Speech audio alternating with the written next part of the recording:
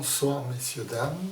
Alors nous sommes le jeudi 15 octobre 2020 et ce soir ce sera un cours de trading avec Philou Dingo. Philou Dingo qui est arrivé au travail, vous voyez, parce que finalement son directeur, son patron lui a demandé de travailler. Oui, parce que si vous voulez, le personnage théâtral, théoriquement, il doit apporter un bienfait à l'interprète.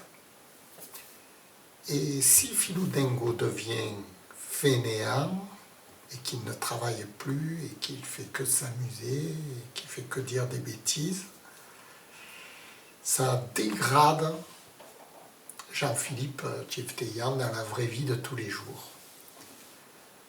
Alors, mon patron, il m'a dit, tu vas te mettre à travailler, à faire du télétravail, paraît-il que c'est à la mode en ce moment, le télétravail à la maison.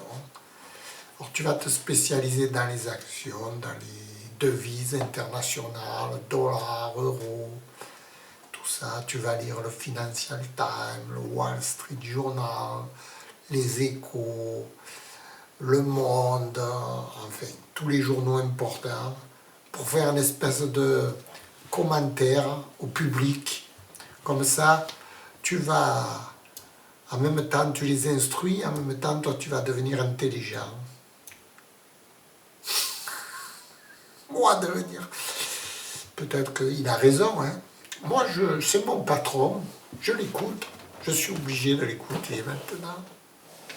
Eh oui, il ne veut plus m'amener à la montagne.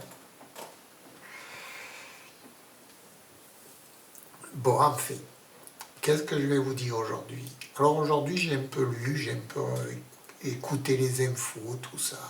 Qu'est-ce qu'ils m'ont dit? Ils m'ont dit que, à cause d'un regain de tension, à cause de la maladie du Covid qui revient en force, paraît-il, c'est la deuxième vague, vous le savez.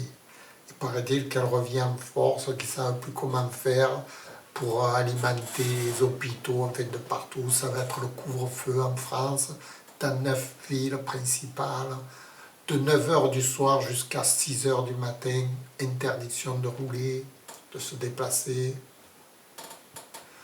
Ma foi, ça peut servir à quelque chose, pourquoi pas? On n'est pas contre, hein. Moi je ne suis pas contre toutes les mesures. Alors, aujourd'hui, évidemment, à cause de toutes ces mauvaises nouvelles, les actions, elles ont brusquement chuté. Alors là, je peux voir les graphiques en même temps que je vous parle. Hein. Par exemple, le Nasdaq 100, qui était tombé à 11 077 ce matin, c'était la journée. Et ce soir, il s'est repris depuis ce soir, il a repris tout ce qu'il avait perdu. Alors, ceux qui ont vendu, maintenant ils perdent de l'argent. Et alors, est-ce que ce rebond risque de durer? Alors voilà la question importante qu'on a. Alors je vais regarder ça tout de suite avec vous. Alors le rebond, il est en train de se faire autour des 11 897.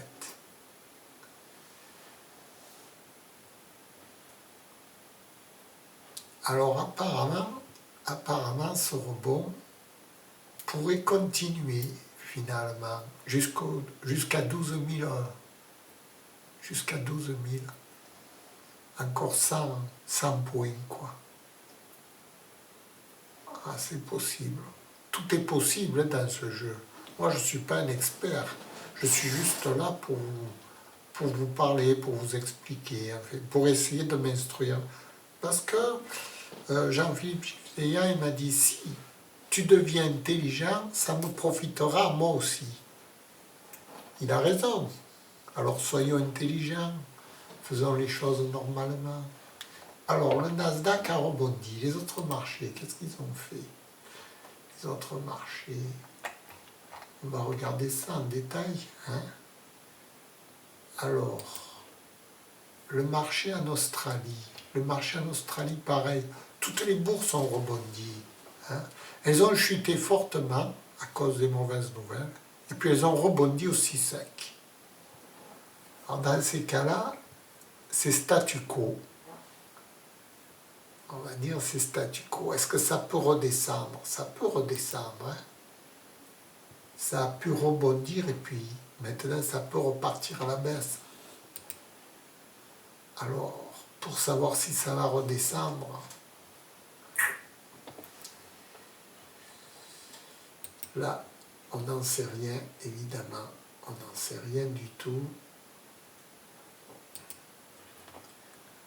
Le Bund, lui, là, il a monté.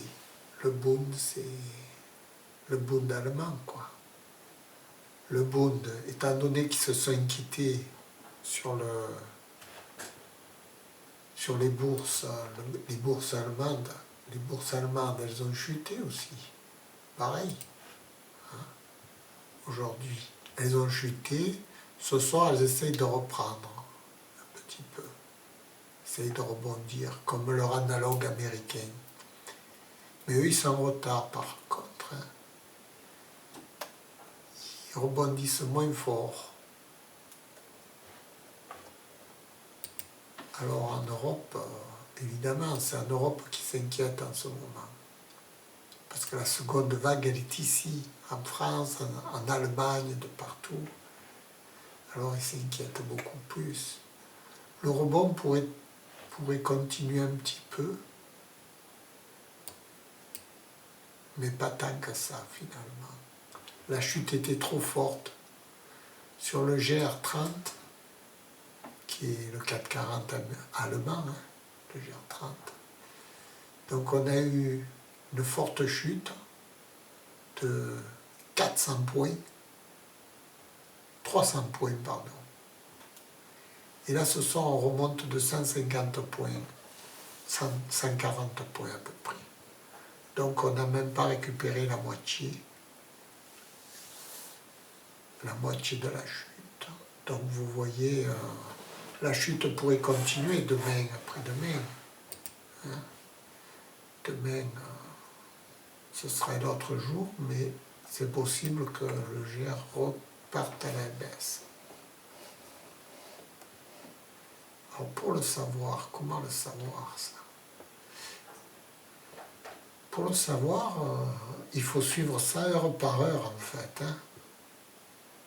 Il ne faut pas aller se promener, il faut rester derrière les écrans, heure par heure, surveiller demain toute la journée, pour savoir s'il va y avoir une brusque redescente, ou alors si ça va continuer à gratter, à remonter. Voilà. Voilà.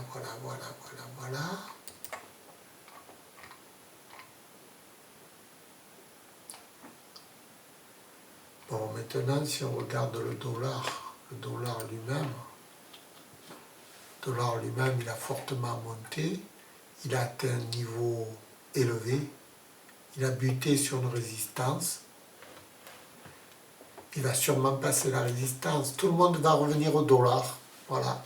Quand ils s'inquiètent, les gens, hop, ils plongent sur le dollar et sur le yen aussi. Le yen aussi, il a monté, je suppose. Je regarde par rapport. Le yen, il a monté par rapport à toutes les devises aujourd'hui. Par rapport à la monnaie anglaise aussi, il est revenu sur un support. Il a monté.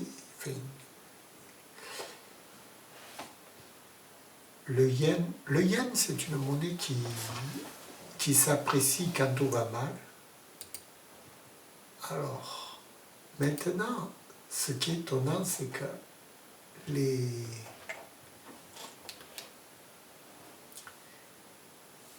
céréales ont monté aussi, fortement, et ça c'est inquiétant. C'est inquiétant parce que nous allons avoir un fort impact sur les pays pauvres, le tiers-monde, qui risquent de subir de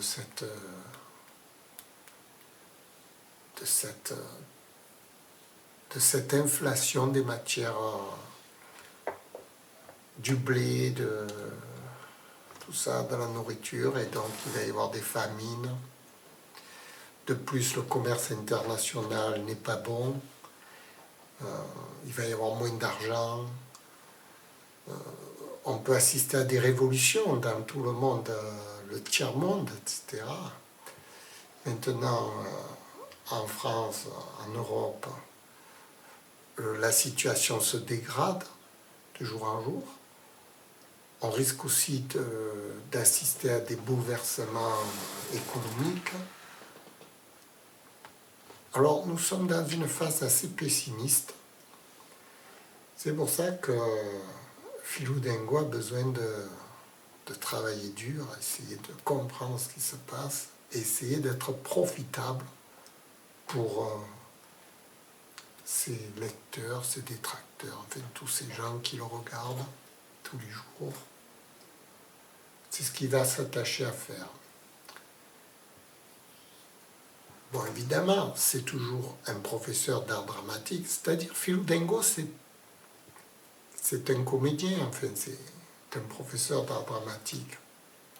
Mais le professeur d'art dramatique ne sert pas qu'au théâtre.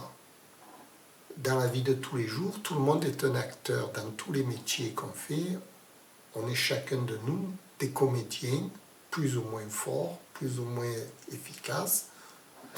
Et le but, c'est justement d'être efficace. C'est pour ça que finalement, Philou Dengua, le mettre au travail, c'est pas une mauvaise chose, parce qu'il va pouvoir, on va pouvoir assister, essayer de comprendre si vraiment il est efficace, ce gars.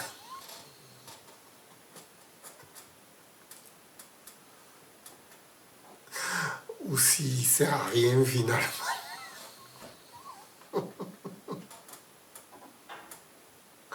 Voilà. Alors là, il s'est mis dans le trading, il va vous faire des cours un peu tous les jours, essayer de développer. Et peut-être que le but, c'est d'arriver à être rentable, économiquement, bien sûr. Hein? On est tous d'accord. Voilà. On verra bien ce que ça donne. C'était le premier cours de trading avec Philou Dengua. Je vous remercie pour votre écoute et à demain. Parce que là, demain, il va s'en passer des choses. C'est la fin de semaine, vendredi noir. Hein. Est-ce que les bourses vont continuer à chuter ou alors est-ce qu'elles vont se reprendre finalement, comme si de rien n'était? En plus, l'économie se dégrade, il n'y a rien de bon qui arrive. Hein. Il n'y a rien de bon. Si elles reprennent un peu, c'est peut-être l'occasion de les vendre. On va voir, on va voir. On va voir s'il y a des signaux de baisse demain. Je vous remercie pour votre écoute. Au revoir.